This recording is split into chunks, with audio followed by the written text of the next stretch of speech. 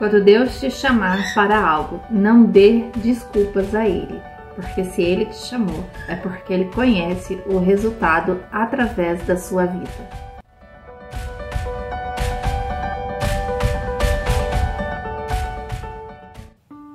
Estamos hoje no terceiro dia de reflexão com o tema Deus te escolheu para gerar.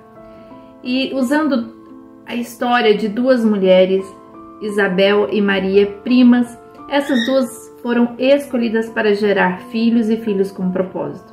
E é assim que Deus nos chama, para gerar algo, e este algo sempre tem um propósito da parte de Deus. Algo para impactar vidas, algo para impactar uma sociedade, um tempo de história, para que o nome dele seja glorificado. E ele usou essas duas mulheres, Isabel e Maria. Maria, mãe de Jesus, e Isabel, mãe de João Batista. E o Senhor, quando chama Isabel e Maria, ele chama num tempo para os olhos humanos inoportuno. Porque quando o Senhor chama Isabel, como está descrito aqui no livro de Lucas, no primeiro capítulo, ele chama Isabel já numa idade avançada, e além dessa idade avançada, era uma mulher estéril. Então eu penso hoje, por exemplo, um casal já idoso desejando curtir a dois, a velhice, querendo passear, desejando ter um momento de descanso, e o Senhor vem com um chamado de gerar um filho. Só que este filho ele tinha um propósito, e o propósito que Deus coloca a Isabel para gerar este filho é um propósito onde corações se alegrariam. Deste mesmo livro, o livro de Lucas, no primeiro capítulo, a partir do versículo 13 diz assim: Mas o anjo lhe disse a Zacarias, o pai de João Batista, esposo de Isabel: Não temas, porque a tua oração foi ouvida. Isabel, tua mulher, dará à luz um filho, e lhe porás o nome de João.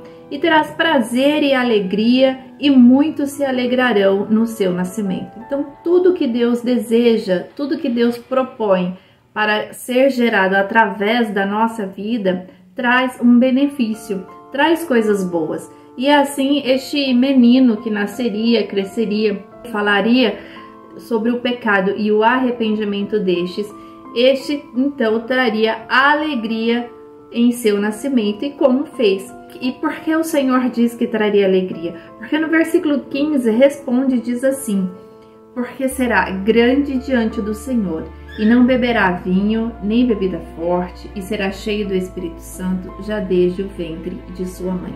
Sempre quando Deus nos entrega algo, Ele diz como devemos proceder neste algo.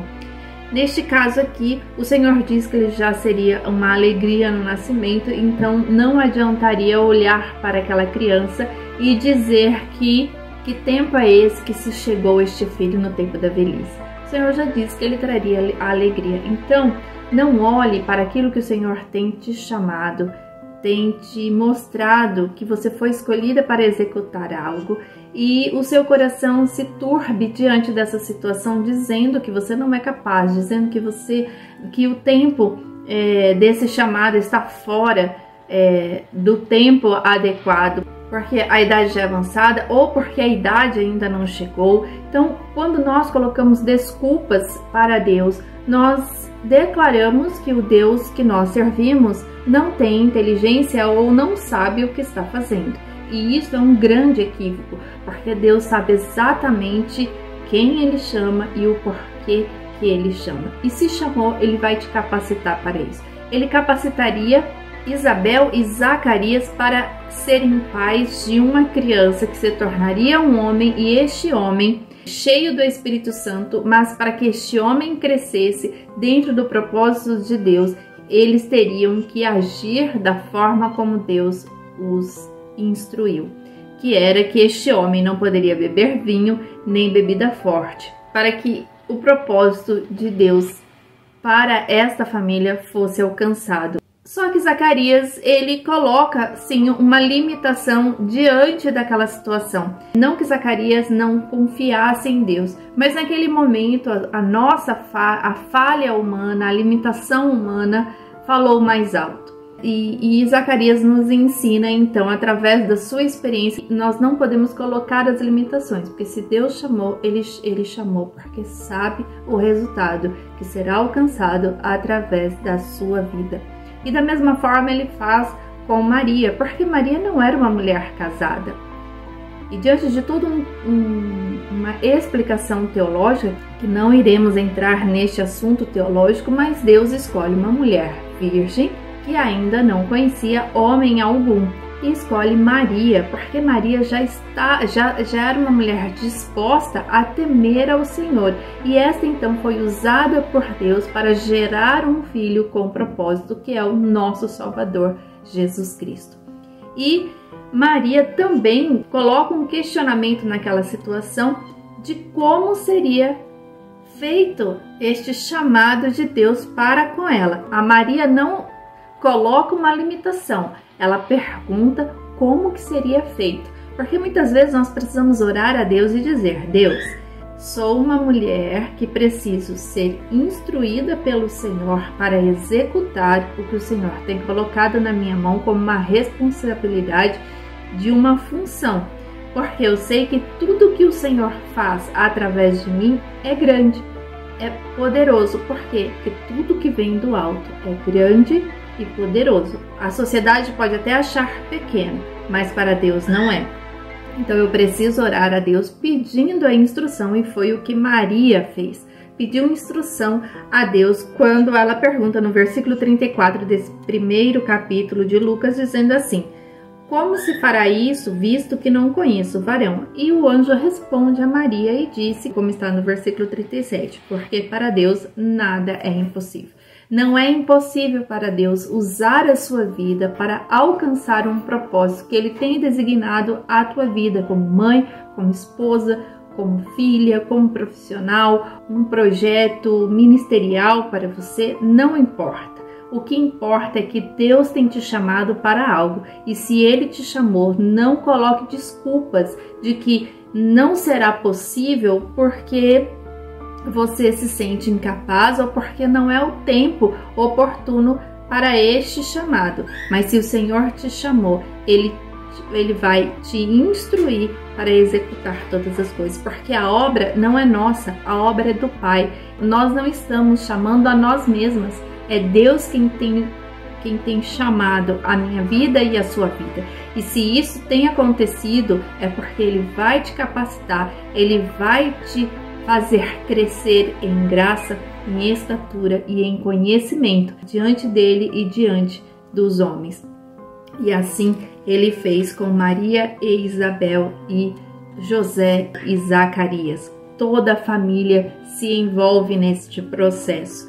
E neste mesmo capítulo, no versículo 45, há uma declaração dizendo assim: bem-aventurada a que creu, pois hão de cumprir-se as coisas que da parte do Senhor lhe foram ditas. Bem-aventurada é você.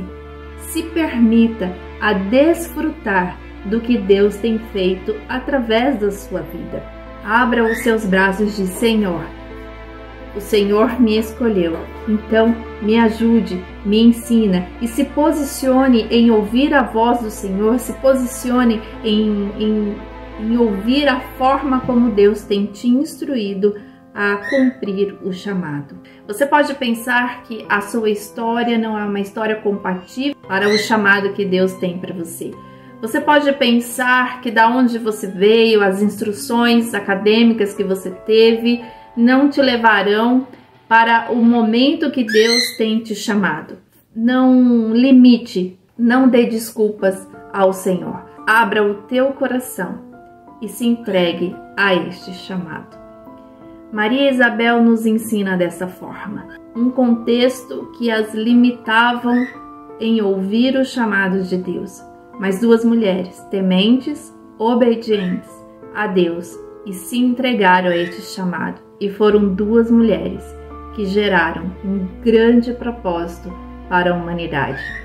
João Batista, um homem usado por Deus, como está no versículo 16, que converteria a muitos dos filhos de Israel ao Senhor, ao nosso Deus, que iria adiante dele no espírito e virtude de Elias, para converter o coração dos pais aos filhos e os rebeldes à prudência dos justos, com o fim de preparar ao Senhor um povo bem disposto para ouvir de Deus a salvação através de Jesus Cristo, Filho de Maria, Filho de Deus, que se entregou para nos remir, nos livrar da condenação eterna.